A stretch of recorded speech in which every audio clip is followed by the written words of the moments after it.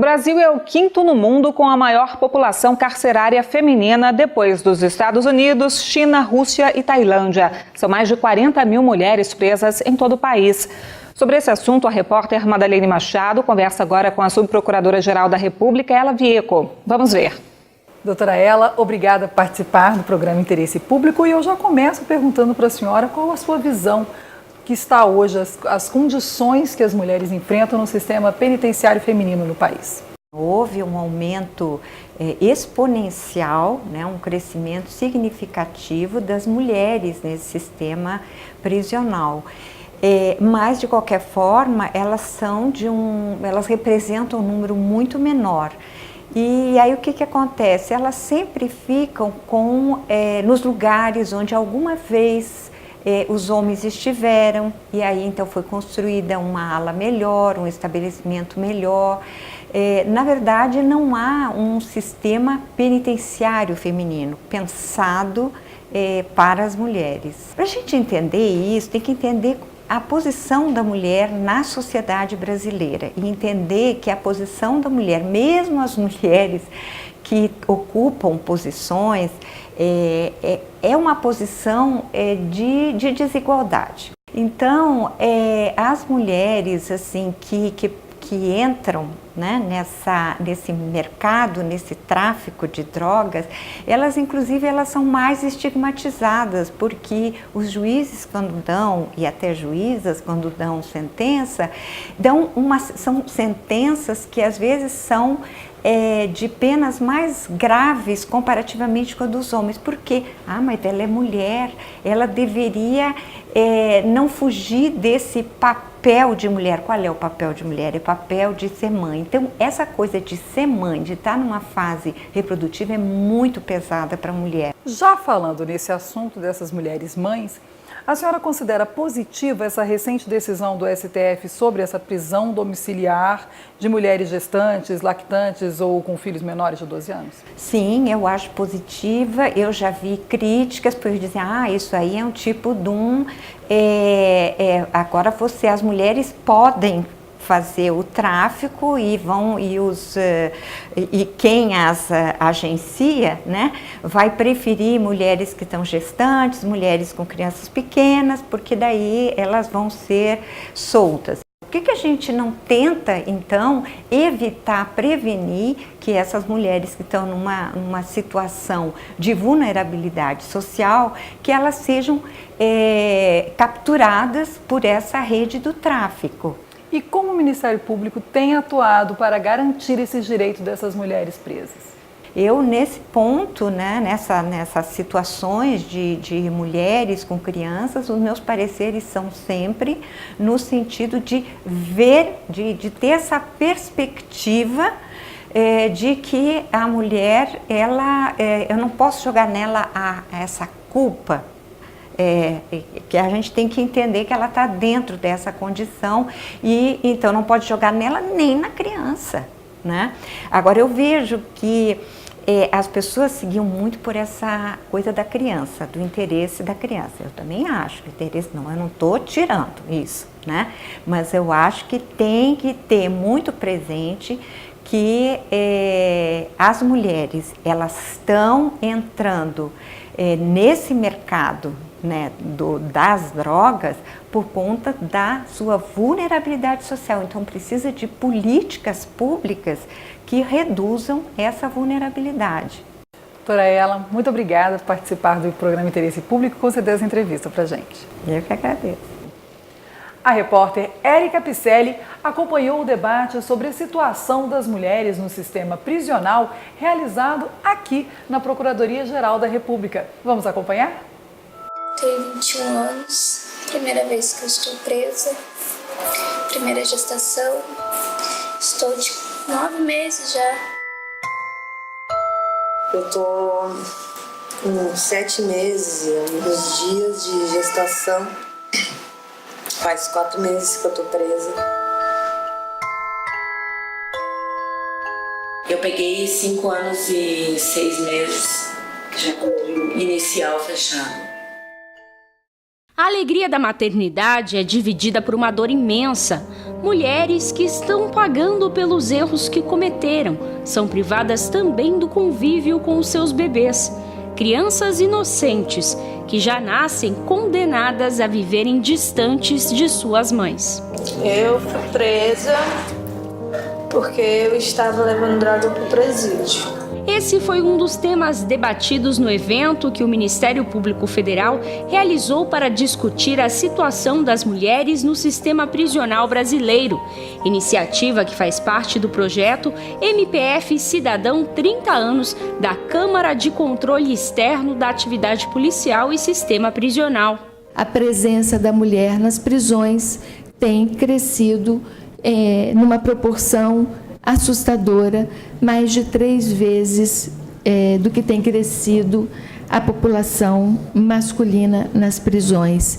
Isso precisa ser analisado sob o ponto de vista de ser o sintoma de algo que está acontecendo no nosso país. O Brasil está em 5º lugar no ranking dos países com maior população prisional feminina. Em 2016, eram mais de 41 mil detentas, um aumento de 634% em relação ao ano de 2000. Os dados são do DEPEN, Departamento Penitenciário Nacional, que registrou no mesmo período um crescimento de 283% em relação aos homens presos. A falta de estrutura material e assistencial para atender às necessidades das detentas previstas em lei e ainda não garantidas foi tema central dos debates, assim como a implementação das regras de Bangkok, norma que trata amplamente dos direitos das mulheres. Quando a mulher é presa, o único direito que ela perde é a liberdade, mas ela mantém todos os outros como qualquer brasileiro. Prisão não é solução da violência. Prisão aumenta a violência e gera mais violência.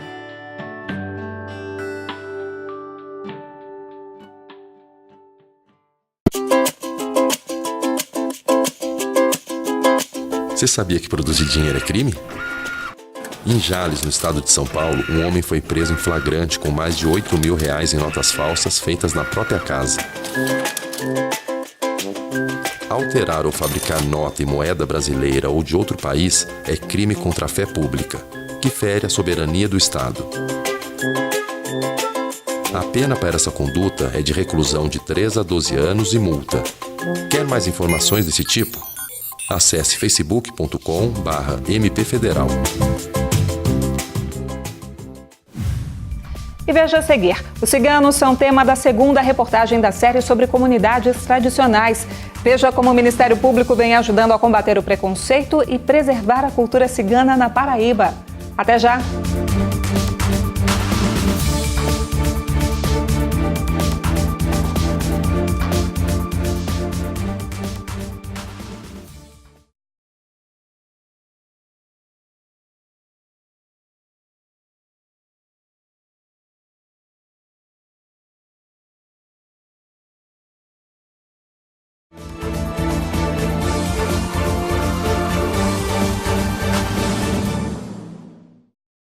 Falta de acesso a políticas públicas e sociais, preconceito e discriminação. Os ciganos sabem bem o significado dessas palavras. O estereótipo criado por uma visão deturpada da cultura e do modo de vida do povo cigano foi sendo formado ao longo do tempo. Mudar essa realidade é um desafio para o MPF. Na Paraíba, as comunidades que ainda resistem foram ouvidas em audiências públicas.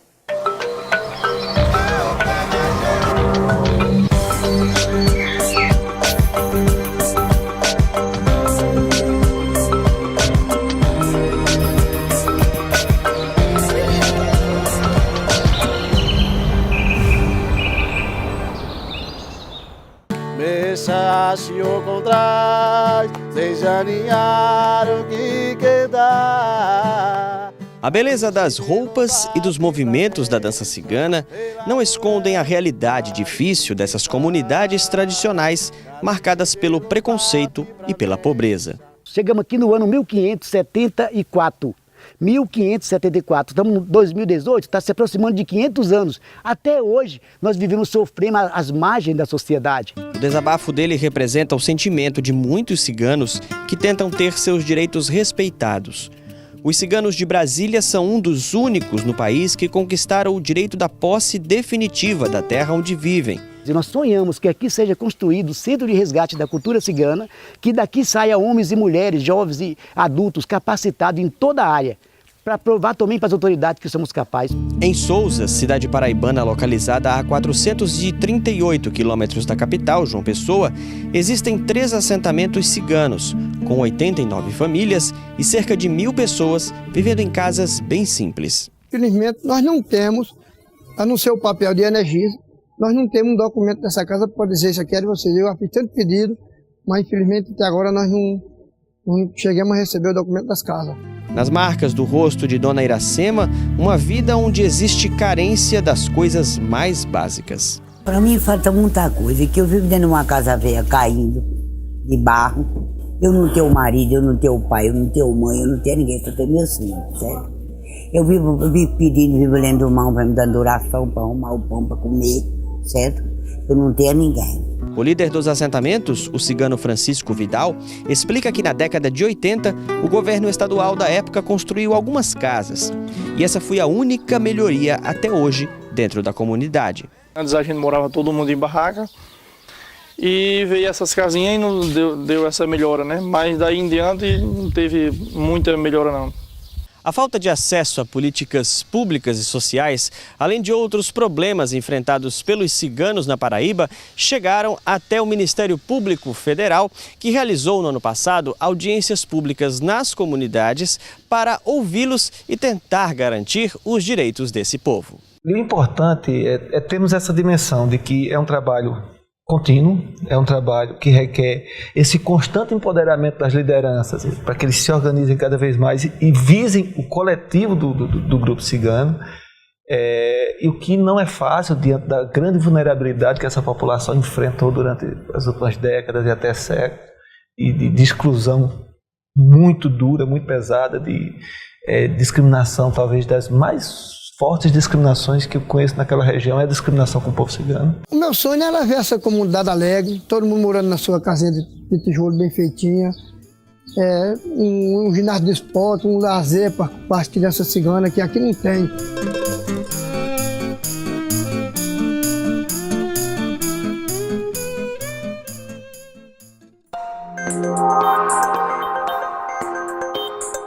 A Procuradoria-Geral da República enviou parecer ao Supremo Tribunal Federal contrário à norma do governo do Distrito Federal que autoriza o uso de arma de fogo pela Polícia Legislativa. Segundo a PGR, a norma é inconstitucional, já que esse tipo de autorização é de competência da União, como determina o Estatuto do Desarmamento.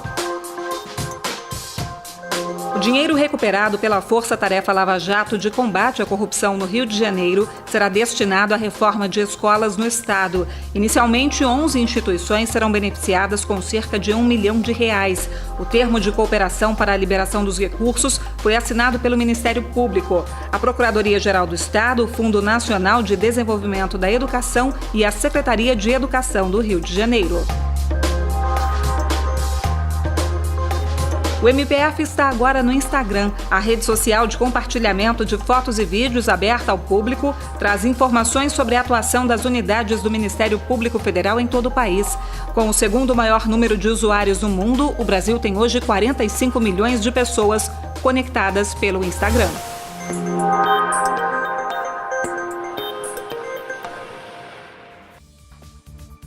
Participe do Interesse Público. Nosso e-mail já aparece aí na sua tela. Para rever o programa, acesse youtube.com/tvmpf. As reportagens também estão na internet, mpf.mp.br. Muito obrigada pela sua companhia e até semana que vem. Tchau!